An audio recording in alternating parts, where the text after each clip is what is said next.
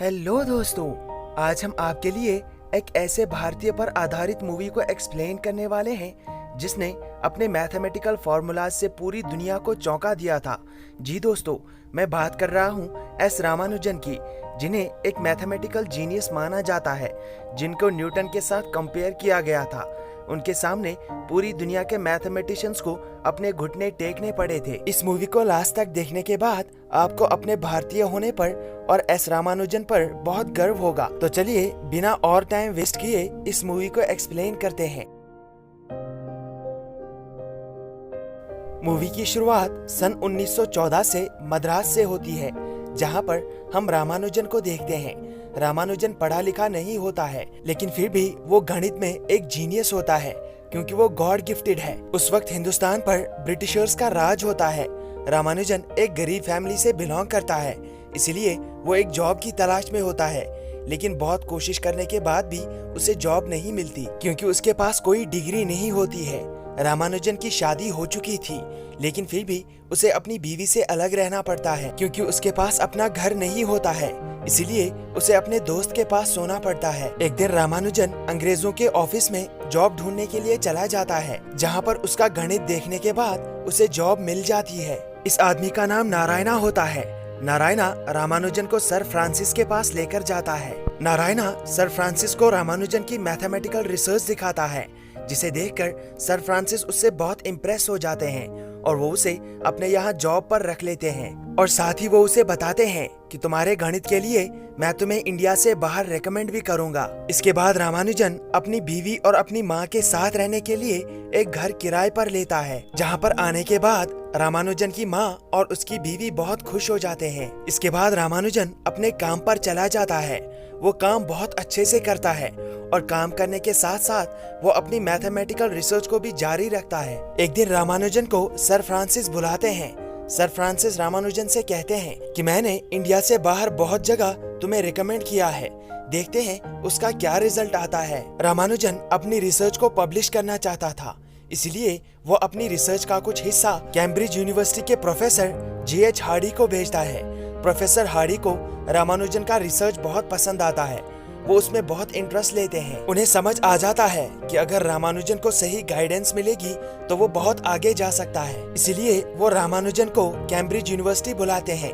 जैसे ही ये बात रामानुजन को पता चलती है तो वो बहुत खुश हो जाता है। रामानुजन ये बात अपनी बीवी को बताता है और उसे कहता है कि मुझे इंग्लैंड जाना होगा, लेकिन उसकी बीवी कहती है कि हम ब्राह्मण हैं और हमें समुद्र पार करना मना है। अगर तुमने समंदर को पार किया तो हमारे बच्चों से कोई शादी नहीं करेगा और हमसे कोई बात नहीं करेगा।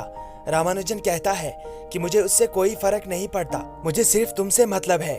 उसकी बीवी कहती है कि पहले तुम मुझे प्रॉमिस करो कि तुम वहां जाकर जल्द से जल्द मुझे भी वहां बुलाओगे। रामानुजन उसे प्रॉमिस करता है और जैसे तैसे करके वो अपनी माँ को भी वहां जाने के लिए मना लेता है। और अगले दिन रामानुजन प्रोफेसर हार्डी से मिलने के लिए इंडिया से कैम्ब्रिज के लिए निकल जाता है। यहाँ रामानुजन को इंग्लैंड बुलाने के लिए प्रोफेसर हार्डी का कोई भी साथ नहीं देता, क्योंकि रामानुजन ने जो मैथमेटिकल प्रॉब्लम्स प्रोफेसर हार्डी को सॉल्व करके भेजे थे, उन प्रॉब्लम्स का रामानुजन ने कोई प्रूफ नहीं दिया था। इसीलिए सभी को लगता है कि रामानुजन झूठ बोल रहा है। और कैम्ब्रिज यूनिवर्सिटी में ही पहली बार प्रोफेसर हार्डी की मुलाकात रामानुजन से होती है। प्रोफेसर हार्डी रामानुजन को अगले दिन 10 बजे उसके ऑफिस आने के लिए कहते हैं। रामानुजन के लिए ये एक्सपीरियंस बिल्कुल नया होता है और अगले दिन 10 बजे वो प्रोफेसर हार्डी से मिलने उनके ऑफिस में पहुंच जाता है। वहाँ पर रामानुजन लिटिलवुड से भी मिलता है। लिटिलवुड प्रोफेसर हार्डी के साथ काम करता है। प्रोफेसर हार्डी रामानुजन को बताते हैं कि तुमने अभी तक जो भी रिसर्च किया है, हमें उस रिसर्च के लिए प्रूफ्स ढूंढने होंगे और इसके लिए तुम्हें कुछ लेक्चर्स अटेंड करने होंगे। जब तुम अपने रिसर्च के लिए प्रूफ्स ढूंढ लोगे, उसके बाद ही हम उसे पब्लिश कर सकते हैं। रामानुजन प्रोफेसर हार्डी को बताता है कि मैंने जो आपको पेपर्स भेजे थे वो बस एक सैंपल था, मैंने अपनी सारी रिसर्च एक बुक में लिख करके रखी है। रामानुजन वो बुक प्रोफेसर हार्डी को दे देता है। उस पर रामानुजन का रिसर्च देखने के बाद प्रोफेसर हार्डी की आंखें खुली की खुली रह जाती हैं। तभी रामानुजन उन्हें बताता है कि इसके अलावा भी मेरे पास एक बुक है, इस पर भी मैंने अपना रिसर्च लिखा है। अगले दिन रामानुजन एक लेक्चर अटेंड करने के लिए क्लास में चला जाता है, जहाँ पर प्रोफेसर बोर्ड पर एक मैथमेटिकल प्रॉब्लम लिखते हैं, लेकिन रामानुजन उस प्रॉब्लम को कुछ ही सेकंड्स में सॉल्व कर लेता है। प्रोफेसर उससे पूछते हैं कि तुमने ये सब कैसे किया। तभी रामानुजन उन्हें बताता है कि मुझे नहीं पता मैंने कैसे किया, लेकिन मैंने कर दिया। इस बात पर प्रोफेसर को गुस्सा आता है। वो रामानुजन से कहता है, आइंदा से मेरी क्लास में ऐसी गलती मत करना। वो प्रोफेसर रामानुजन को उसके हिंदुस्तानी होने की वजह से पसंद नहीं करता है और ये बात रामानुजन के दिल पर लग जाती है। इसके बाद रामानुजन प्रोफेसर हार्डी से मिलता है। प्रोफेसर हार्डी रामानुजन से पूछते हैं कि प्रोफेसर ने जो प्रॉब्लम ब्लैक बोर्ड पर लिखी थी, तुमने उसे कैसे सॉल्व किया। रामानुजन उसे बताता है कि मुझे नहीं पता मैंने कैसे सॉल्व किया, मुझे बस इतना पता है कि मैंने उस प्रॉब्लम को सॉल्व किया। तभी प्रोफेसर हार्डी उसे बताते हैं कि तुम सोल्यूशन तक पहुंच गए, लेकिन तुम्हें यह नहीं पता कि तुम सोल्यूशन तक कैसे पहुंचे। इसीलिए तुम्हें लोगों को समझाना होगा कि तुम कैसे सोल्यूशन तक पहुंचे, तब जाकर वो तुम्हारे रिसर्च को एक्सेप्ट करेंगे। इसीलिए तुमने आज तक जितना भी रिसर्च किया है, तुम्हें उसे प्रूव करना होगा, तभी लोगों को वो समझ आएगा। प्रोफेसर हार्डी उसे न्यूटन की लिखी हुई किताब दिखाते हैं और उसे कहते हैं कि इसमें जो कुछ भी लिखा है उसका प्रूफ भी साथ में दिया हुआ है। मुझे पूरा यकीन है कि जिस दिन तुम अपने रिसर्च को प्रूव करोगे, उस दिन इस किताब के ठीक सामने तुम्हारी किताब भी लगा दी जाएगी, क्योंकि तुम्हारा रिसर्च एक्स्ट्रा ऑर्डिनरी है, उसे बस प्रूव करने की जरूरत है। इसके बाद रामानुजन अपनी रिसर्च के कुछ हिस्से को प्रूव करने में कामयाब हो जाता है और वो प्रूफ्स प्रोफेसर हार्डी को दे देता है। रामानुजन के प्रूफ्स में थोड़ी गलतियां होती हैं, लेकिन प्रोफेसर हार्डी उन्हें खुद ही सॉल्व कर लेते हैं। वो रामानुजन की बहुत हेल्प करते हैं और इसके बाद पहली बार रामानुजन का रिसर्च पेपर में छप जाता है, जिससे रामानुजन बहुत खुश हो जाता है। ये बात जब उसके घर वालों को पता चलती है तो उनकी खुशी का कोई ठिकाना नहीं रहता। इसके बाद रामानुजन की बीवी रामानुजन को एक लेटर लिखती है, जिसमें वो उससे कहती है कि मैं तुम्हारे पास आने के लिए बिल्कुल तैयार हूँ। उस लेटर को वो रामानुजन की माँ को सौंप देती है और उन्हें पोस्ट करने के लिए कहती है, लेकिन रामानुजन की माँ उस लेटर को पोस्ट नहीं करती। उन्हें पता था कि अगर मेरी बहू रामानुजन के पास वहाँ चली गई तो रामानुजन कभी वापस नहीं आएगा। अभी तक सब कुछ ठीक चल रहा था, लेकिन अब इंग्लैंड में जंग शुरू हो जाती है और जंग के दौरान रामानुजन को बहुत तकलीफों का सामना करना पड़ता है। यहाँ तक कि एक दिन रामानुजन को पुलिस पकड़ लेती है। वो लोग रामानुजन को बहुत टॉर्चर करते हैं, लेकिन इतनी मुश्किलात होने के बावजूद भी रामानुजन अपनी रिसर्च को जारी रखता है। यहाँ प्रोफेसर के साथ काम कर रहे लिटिलवुड को भी उस जंग में शामिल होना पड़ता है, लेकिन जंग पर जाने से पहले वो प्रोफेसर हार्डी के लिए एक लेटर छोड़कर जाता है, जिसमें वो प्रोफेसर हार्डी से कहता है कि मुझे नहीं पता मैं वापस आऊंगा या नहीं आऊंगा, लेकिन मैं तुमसे सिर्फ एक बात कहना चाहता हूँ। तुम्हारे पास अभी रामानुजन है और ये किसी चमत्कार से कम नहीं है। रामानुजन एक जीनियस है, वो अपनी रिसर्च की मदद से पूरी दुनिया को चौंका सकता है। इसलिए तुम्हें उसका रिसर्च दुनिया के सामने लाना होगा। तुम्हें रामानुजन की मदद करनी होगी। प्रोफेसर हार्डी की मदद से रामानुजन इस जंग के माहौल में भी अपनी रिसर्च जारी रखता है, लेकिन अब धीरे धीरे रामानुजन की तबीयत खराब होने लगती है। उसे बहुत दर्द होता है, इसलिए रामानुजन एक दिन डॉक्टर के पास चला जाता है, जहाँ पर उसे पता चलता है कि रामानुजन को ट्यूबरक्लोसिस है। लेकिन रामानुजन ये ट्यूबरक्लोसिस वाली बात प्रोफेसर हार्डी को नहीं बताता, बल्कि अपने रिसर्च पर काम करता है। यहाँ प्रोफेसर हार्डी ने रामानुजन को रॉयल सोसाइटी का मेंबर बनाने के लिए अपील की थी, लेकिन वो भी खारिज हो जाती है। अब रामानुजन के मुंह से खून निकलना शुरू हो जाता है।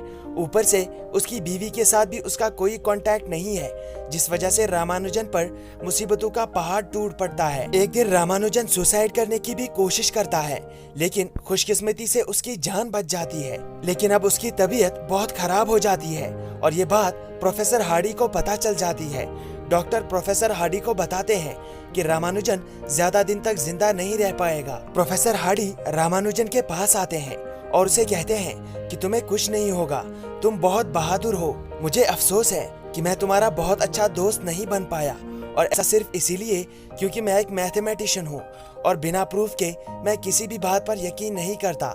इवन कि गॉड के होने पर भी मैं यकीन नहीं करता। इसीलिए मैंने तुमसे अपनी रिसर्च को प्रूव करने के लिए कहा, क्योंकि दुनिया सिर्फ प्रूफ पे बिलीव करती है। रामानुजन प्रोफेसर हार्डी को बताता है कि जो काम मैंने स्टार्ट किया है मैं उसे खत्म करके जाऊंगा, लेकिन मेरी आपसे एक रिक्वेस्ट है कि जहाँ पर भी मैं इस दुनिया को छोड़कर चला जाऊं, मेरी बॉडी को मेरे परिवार के पास इंडिया भेज देना। इसके बाद रामानुजन अपनी रिसर्च को प्रूव करने के लिए दिन रात एक कर देता है, क्योंकि उसे पता था कि अगर वो अपनी रिसर्च को प्रूव नहीं कर पाया तो उसके इतने सालों की मेहनत वेस्ट हो जाएगी। रामानुजन धीरे धीरे अपनी पूरी रिसर्च को प्रूव करता है और वो उन सभी प्रूफ्स को प्रोफेसर हार्डी को सौंप देता है। प्रोफेसर हार्डी उसके प्रूफ्स बाकी प्रोफेसर्स के साथ शेयर करते हैं और रामानुजन की इस गहरी रिसर्च को देखने के बाद सभी प्रोफेसर्स को रामानुजन के सामने घुटने टेकने पड़ते हैं और पब्लिश होने के बाद पूरी दुनिया रामानुजन की इस रिसर्च की तारीफ करती है। इसके बाद प्रोफेसर हार्डी फिर से एक बार सभी प्रोफेसर्स के सामने रामानुजन को रॉयल सोसाइटी का मेंबर बनाने की अपील करता है और अब की बार उसकी अपील एक्सेप्ट हो जाती है और रामानुजन को रॉयल सोसाइटी का मेंबर बनाया जाता है। लेकिन अभी भी कुछ लोग ऐसे होते हैं जो रामानुजन को रॉयल सोसाइटी का मेंबर बनाने के लिए वोट नहीं देते और उसकी वजह सिर्फ ये है कि रामानुजन एक इंडियन है। लेकिन इसके बाद भी रामानुजन रॉयल सोसाइटी का मेंबर बन जाता है। प्रोफेसर हार्डी जैसे ही ये बात रामानुजन को बताते हैं तो रामानुजन बहुत खुश हो जाता है। रॉयल सोसाइटी का मेंबर बनना रामानुजन के जीवन की सबसे बड़ी उपलब्धि होती है। कैम्ब्रिज यूनिवर्सिटी में सारे प्रोफेसर्स मिलकर रामानुजन को ऑनर करते हैं। ये सभी प्रोफेसर्स अपने अपने सब्जेक्ट में बहुत ही दिग्गज होते हैं और इन प्रोफेसर से किसी को ऑनर मिलना इतनी छोटी बात नहीं होती। इसके बाद रामानुजन प्रोफेसर हार्डी को अलविदा कहता है ताकि वो इंडिया आकर अपनी फैमिली के साथ रह सके। प्रोफेसर हार्डी चाहते थे कि रामानुजन उसके पास रहकर उनके साथ काम करे, लेकिन रामानुजन उन्हें मना कर देता है और वापस इंडिया आ जाता है। लेकिन इंडिया में 1 साल तक अपनी फैमिली के साथ रहने के बाद रामानुजन अपनी बीमारी से नहीं जी पाता और इसकी मृत्यु हो जाती है। रामानुजन की उम्र उस वक्त सिर्फ 32 वर्ष होती है। जैसे ही ये बात प्रोफेसर हार्डी को पता चलती है तो उन्हें बहुत दुख होता है। वो रामानुजन के ज्यादा करीब नहीं थे, लेकिन उन्हें पता था कि रामानुजन एक जीनियस है, इसीलिए उन्हें बहुत दुख होता है। रामानुजन की मृत्यु 1920 में हुई थी, लेकिन 1976 में उनकी एक खोई हुई किताब मिली थी जिसमें उन्होंने अपनी जिंदगी के आखिरी साल का रिसर्च लिखा था और उनकी इस रिसर्च का इस्तेमाल आज भी ब्लैक होल्स के नेचर को समझने के लिए इस्तेमाल किया जाता है। और इसी के साथ ये मूवी यहाँ पर समाप्त होती है। दोस्तों, आज के लिए बस इतना ही। मिलते हैं अगली वीडियो में। तब तक के लिए thank you, take care and good bye.